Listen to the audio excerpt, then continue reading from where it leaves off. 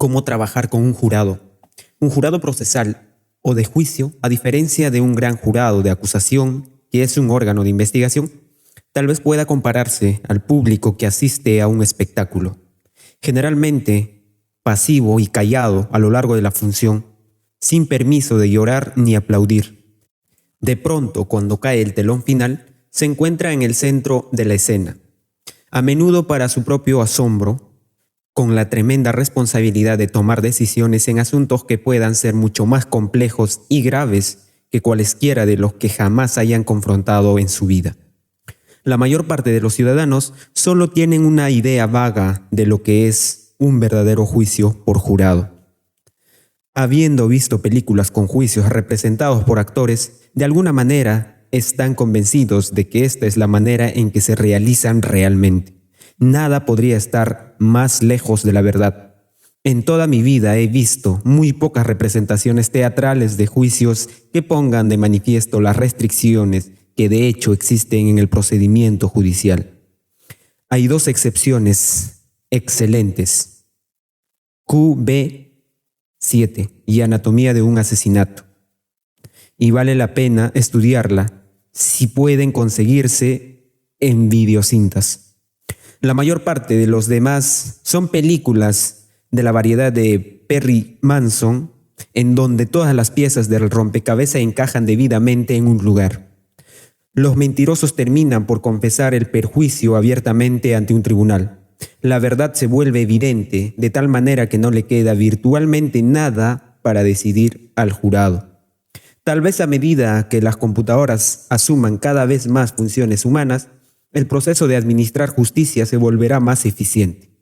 Sin embargo, es muy probable que independientemente de los avances que haya en la ciencia y técnicas, el fenómeno del juicio por jurado seguirá siendo en gran medida lo que es actualmente, con todas sus ventajas y diferencias. Se tiene cierta esperanza de que la tendencia actual del televisor, los juicios en vivo, servirán para tener un público más consciente de las realidades de los tribunales, y eso ya será una gran ayuda.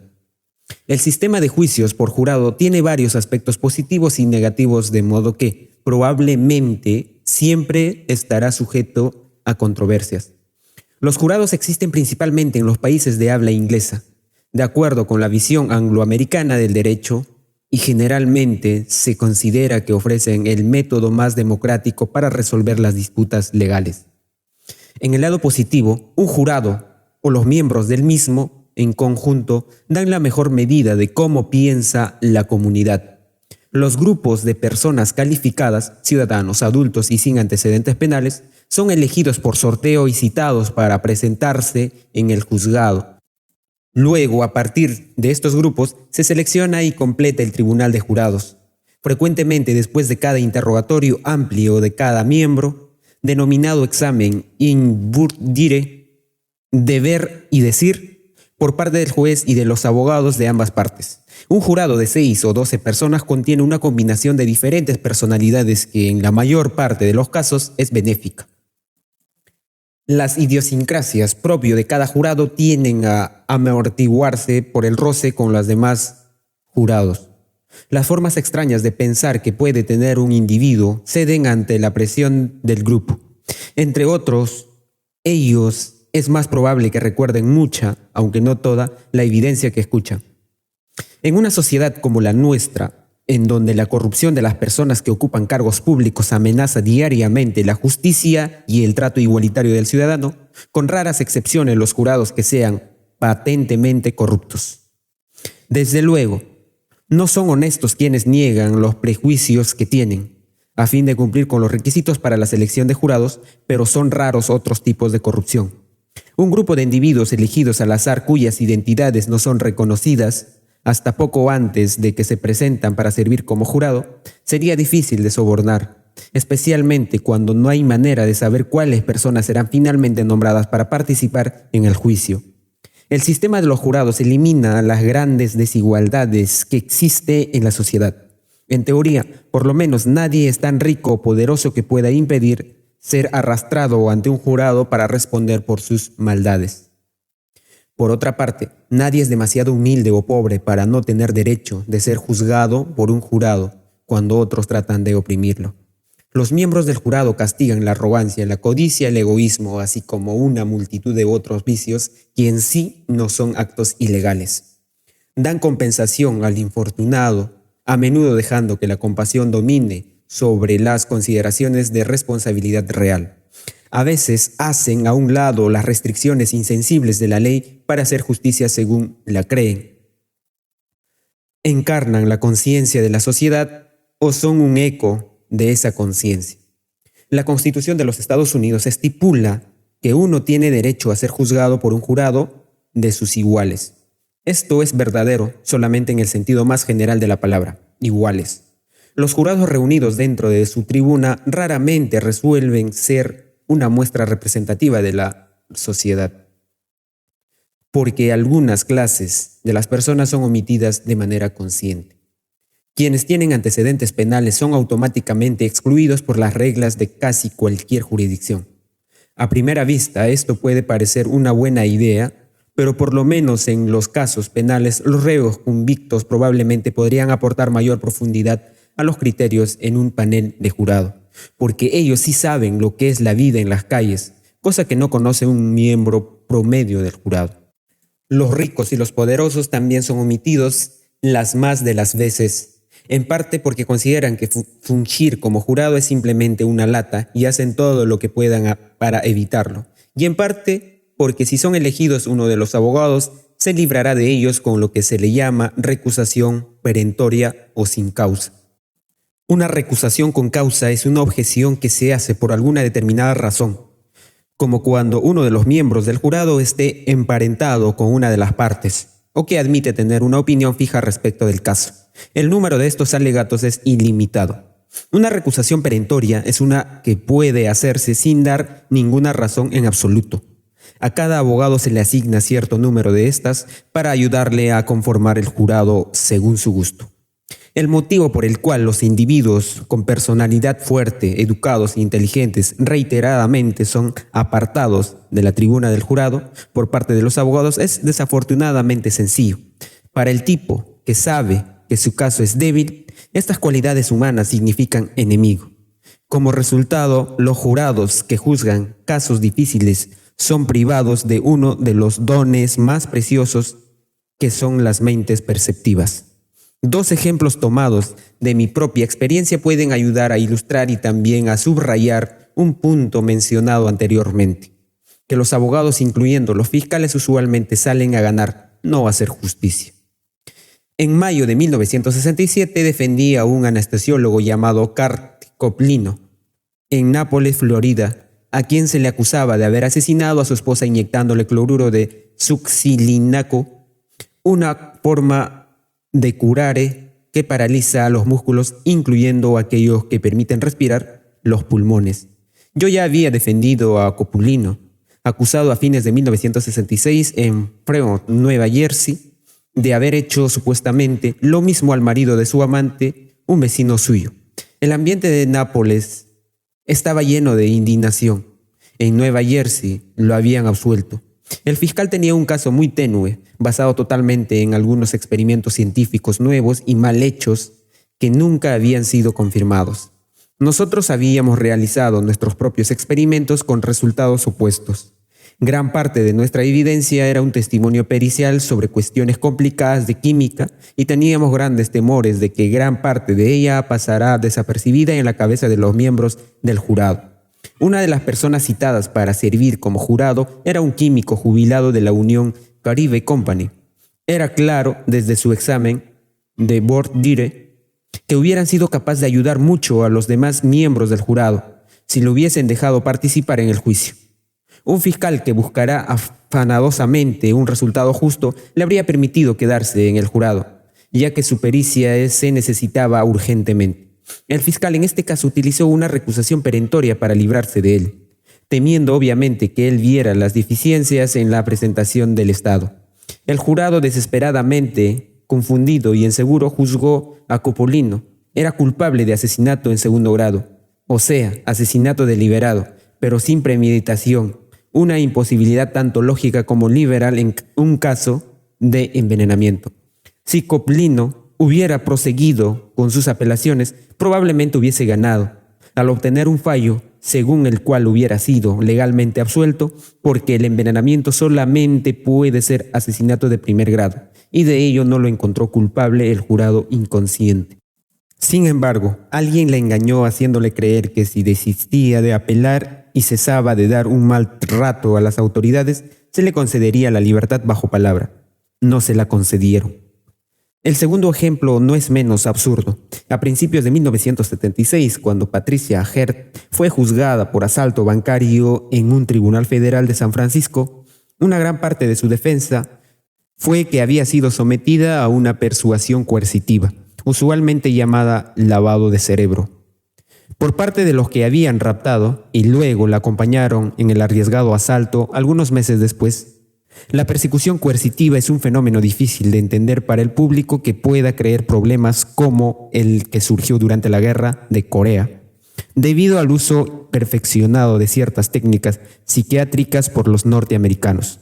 Utilizando estas técnicas, el enemigo logró que varios de sus militares capturados rindieran confesiones aparentemente voluntarias en las que admitieron que habían estado haciendo la guerra bacteriológica y usando otros medios horrendos que violaban la Convención de Ginebra. No cabe duda que Patty Heard había estado sometida a dicho tratamiento, lo cual, si hubiese demostrado, hubiese explicado gran parte de la conducta. En muchos casos parecía indicar que ella se había unido voluntariamente al banco de sus raptores para convertirse en una genuina proscrita. Estábamos temerosos de que nuestra evidencia acerca de los efectos de tal tratamiento fuera demasiado compleja para que el jurado la comprendiese. Uno de los miembros del jurado que cumplió con los requisitos durante los exámenes de voir dire y fue asignado a la tribuna del jurado, sujeto solamente a la recusación perentoria presentada por cualesquiera de las partes. Era un capitán de la Marina retirada que había servido en Corea. Conocía bien los efectos de las técnicas coercitivas de persuasión, habiendo sido miembro y participado en las sesiones de los tribunales marciales que juzgaban a los soldados por el cargo de traición para facilitar estas confesiones. A la larga, los militares supieron que no había forma humana de resistir estas técnicas y que no era justo culpar a los antiguos prisioneros de guerra por sus confesiones, de modo que se renunció a procesarlos. El capitán era el único entre los miembros del jurado que podría haber reconocido el fenómeno que, según se afirmaba, había causado la conducta de Pat, y que era muy real. Los fiscales lo quitaron del jurado por motivos que ellos prefirieron no explicar. Parece que no hay ningún remedio para esta situación, y es triste decirlo. La capacidad de utilizar una recusación perentoria para cualquier propósito, por deshonesto que sea, es casi absoluta. Constituye una manera de excluir a los ciudadanos más capaces del jurado en donde podrían hacer una gran contribución. Por estos motivos, si alguna vez a usted le tocara un suerte defender a alguno de los miembros de los estrados superiores de la sociedad, no alimente mucha esperanza de que él encuentre alguno de sus iguales entre los jurados. Esto ocurre ocasionalmente, pero son escasos estas excepciones. La cuestión de seleccionar un jurado ha sido tema de muchos libros y artículos, así como muchos conferencistas y seminarios legales. Los abogados litigantes expertos están de acuerdo en algunos de los puntos fundamentales de la selección de miembros del jurado, pero más allá varían mucho sus opiniones sobre el tema.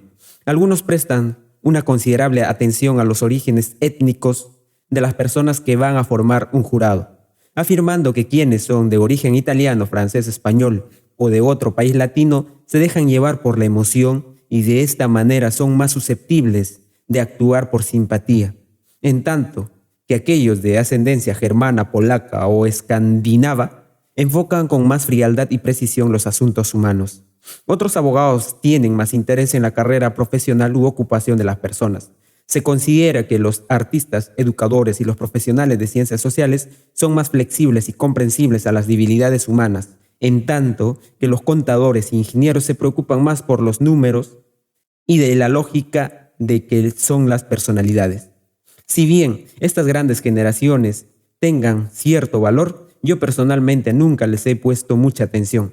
Según mi opinión, el asunto de seleccionar un jurado es toda una ciencia, aunque muy poco exacta, que tiene que aplicarse con mucha consideración del carácter específico del caso en cuestión y una comprensión de la comunidad cuyos miembros han de formar al jurado. La manera en que un jurado puede ser interrogado por parte del juez, los abogados y por ambos varía de la jurisdicción a otra y más que cualquier otro de los procedimientos del juicio. En algunos estados es limitado el número de preguntas que se permite hacer y uno tiene que decidir a quién interrogar sin tener que continuar para obtener toda la información faltante.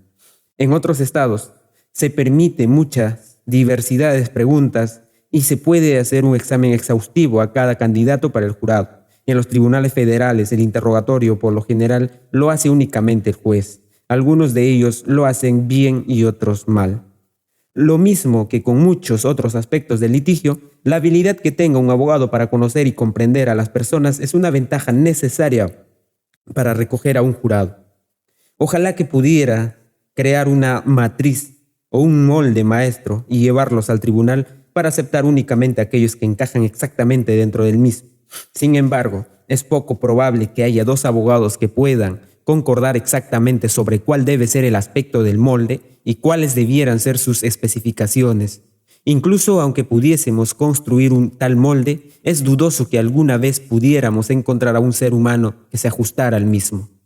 A un abogado encargado de un caso que considera muy débil, le interesaría que se incluyera en el plantel del jurado a 12 personas de capacidad intelectual limitada. Un abogado penalista legendario de Texas, Percy Foreman, asumió la defensa de Candy Mosler y su sobrino, Melvis Power, por el supuesto asesinato con violencia del marido de Candy, Jax Mosler, en Miami, Florida. El caso se juzgó en Miami a mediados de los 60 y, a decir de los reporteros de la prensa, era muy fuerte la evidencia en contra de los acusados, sobre todo en contra de Power. Cuando el jurado la absolvió, la mayoría de las personas se quedaron asombradas. Para explicar este resultado inesperado, Foreman indicó que había eliminado de la lista de jurado a las personas que, según se percató, eran peligrosamente inteligentes y fue capaz de trabajar de manera eficiente con los que se quedaban. Si no hay un molde para utilizarlo al seleccionar a los miembros de un jurado en un juicio, entonces, ¿cómo resolver el asunto? Bueno, ¿cómo resuelve usted el problema cotidiano de escoger a los compañeros de cuarto o amigos un buffet donde aceptará un empleo? De manera subconsciente buscamos ciertas cualidades humanas cuando elegimos a aquellas personas con quienes nos gustaría tratar los asuntos de cada día. Y lo mismo se aplica en la selección de los miembros del jurado. Queremos personas que sean honradas, tanto con ellas mismas como con los demás. Queremos personas que no tengan complejos u otros problemas de personalidad que puedan dificultar o turbar de manera imprescindible las relaciones cotidianas. Queremos tratar a quienes combinan una saludable confianza en sí mismos con las dosis adecuada de modestia personal. Nos simpatizan aquellos que se preocupan de su presentación personal y que hasta cierto punto se enorgullecen de ello, sin que por otra parte se enamoran de sí mismos cada vez que se ven ante un espejo. Queremos a las personas que respetan los derechos y necesidades de los demás, que tengan un hábito de examinar sus impulsos antes de actuar, preguntándose a sí mismo, ¿cómo me sentiría si me hicieran eso a mí? Buscamos a las personas que dan la impresión de ser capaces de cuidar sus intereses, pero que al mismo tiempo tienden a ser generosas con los demás. Admiramos a los que son brillantes e imaginativos sin ser pomposos ni dominantes. Simpatizamos con aquellos que tienen tanto la habilidad como la disposición de concentrarse en un problema y analizarlo a fondo, sin que ello les impida tener un buen sentido de humor. Pero sobre todo quisiéramos estar con quienes tienen una ingenua empatía por los demás, así como la capacidad de identificarse con quienes tienen problemas y que saben comprenderlos, porque raramente irá usted a un tribunal con un cliente que no tenga problemas. Por otra parte, no piense que algún día pueda llenar la tribuna de jurados con 12 o más individuos que tengan todas las cualidades que acabo de enumerar, ya que no abundan tales personas. Pero existe una antigua teoría entre los abogados litigantes, según el cual 1, 2 o 3, a lo sumo, de los miembros de un jurado llegarán a dominar las deliberaciones y controlarán en gran medida el resultado. Por tal motivo, a medida que usted discierne Entre estas personalidades que se le van presentando para el examen, debe tratar de clasificarlos según su preferencia, con el fin de utilizar las recusaciones de manera más eficiente. Como nosotros raramente vemos a uno de los miembros del jurado que nos parezca perfecto, la selección se convierte en realidad en un proceso de eliminación. Se rechaza a los menos deseables. Antes de evaluar a los candidatos para integrar el jurado, debe considerarse cualquier dato acerca de sus antecedentes que se puedan obtener, como son el nombre, la dirección, la ocupación, la familia y la ocupación de su esposa. Tales datos, por lo menos, nos dan una idea general de cuál es la posición social de cada uno, o sea, cuál es su ambiente cultural. A continuación tomé nota de cuál es la apariencia del posible jurado, cómo está vestido, cuán cuidadoso es su arreglo personal, parece ser una persona meticulosa y ordenada o bien está inclinado a ser desaliñado. Finalmente, ponga mucha atención a las respuestas que da a las preguntas planteadas por el juez y el abogado de la otra parte. Sobre todo, observa la manera como las contesta. Algunas de las preguntas la hacen parecer incómodo o producen una respuesta evasiva. Está inclinado a dar mucha más información de la que se pide en la pregunta. Esquiva la mirada cuando contesta. Parece nervioso o trastornado. ¿Quiere servir en el jurado o trata de evitarlo? Si el caso ha tenido gran publicidad, se introducirá una multitud de problemas en el proceso de selección de jurado, lo cual normalmente no ocurre en los casos que han escapado a la atención de los medios de comunicación. Este tema merece varios capítulos por su propio derecho, de manera que no intentaré prestarlo aquí. Sin embargo, en tales casos, son muy importantes las respuestas de las siguientes preguntas. ¿Usted ha formado o expresado alguna opinión sobre el asunto? ¿Piensa usted que puede ser imparcial? Las preguntas directas de este tipo ponen en tela de juicio la integridad de un miembro de jurado, por lo que éste, con aptitud defensiva, tiende a presentarse como un modelo de objetividad en sus respuestas. En este caso, especialmente la manera de responder a la pregunta es de importancia decisiva, ya que cualquier incertidumbre que pueda sentir una persona en cuanto a si puede ser imparcial se manifestará probablemente más en su expresión y en el tono de su voz que en su respuesta misma. Personalmente tengo dos preguntas favoritas para los exámenes. En los casos difíciles, las cuales usualmente permitirán forjar jueces, obligan a los candidatos, al jurado, a pensar un poco y de hecho a menudo hay que repetirlas antes de que las comprendan, pero sus respuestas revelan mucho. La primera que pueda plantearse en caso es, si usted fuese una de las partes en este caso, ¿le gustaría tener entre los jurados a una persona que tuviera su manera de pensar? La segunda pregunta, que solamente es útil en los casos penales, es la siguiente. Al terminar la presentación de la evidencia, el juez instructor le dirá que antes de que usted pueda declarar culpable a un acusado, su culpa tiene que ser demostrada ante usted más allá de toda duda razonable, y que una simple probabilidad de culpa no es suficiente. Si después de examinar toda la evidencia, usted cree que el acusado es probablemente culpable, pero que todavía hay margen para una duda razonable, se decidirá usted a votar por la inocencia. Una vez que un jurado ha sido seleccionado y que ha prestado el juramento, comienza la función. A los miembros individuales del jurado se les debe evaluar cuidadosamente, teniendo en cuenta todo lo que usted puede aprender sobre ellos, a fin de saber quiénes podrían sobresalir sobre los líderes del grupo. Cada una de las actuaciones que usted realice a lo largo del juicio no tiene más que un propósito: persuadir a este grupo para que adopte el mismo punto de vista que tiene usted con respecto al caso y al veredicto que debieron rendir. Su comportamiento debe ser agradable, sin ser obsequiosa, autoritaria, sin ser altanera y sincera en todas las ocasiones.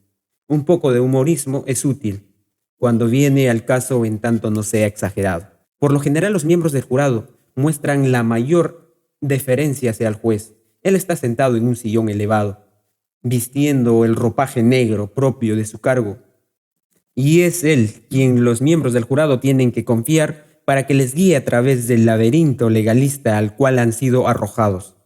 Cuídese de ser descortés hacia el estrado, porque los miembros del jurado se indignan con perjuicio para usted y para su caso. Ellos se atienden a él, pero la tarea de usted es captar la atención de los jurados. En un juicio, el aburrimiento es un riesgo siempre presente. También es fácil que las mentes divaguen sobre todo cuando se prolonga la lectura de documentos tediosos. Con su comportamiento, con el tono de la voz y principalmente con el orden de su presentación, trate que los jurados se concentren en que usted está diciendo. En la medida en que eso es posible, observe su reacción sin que por ellos algunos se sientan asediados o incómodos. Eso es especialmente importante cuando está prestando su testimonio un testigo de importancia decisiva. Al juzgar la credibilidad de los testigos, la mayoría de los jurados son influidos tanto por la impresión que les causa un individuo como por lo que él dice. Comúnmente se puede notar en el rostro de los miembros del jurado señales de escepticismo y de reserva. Una inconsciente declinación de la cabeza es signo de aprobación o bien una expresión de extrañeza, la cual denota que simplemente no entiende el testimonio. Si captan a tiempo estas señales, se pueden remediar muchos problemas ayudando al testigo a aclarar su declaración. Los jurados son, en la mayor parte de los casos, un grupo de silenciosos. Más allá de unas raras reacciones espontáneas, como un sobresalto o una risa rápidamente ahogada, son pocos los indicios que dan sobre lo que están pensando.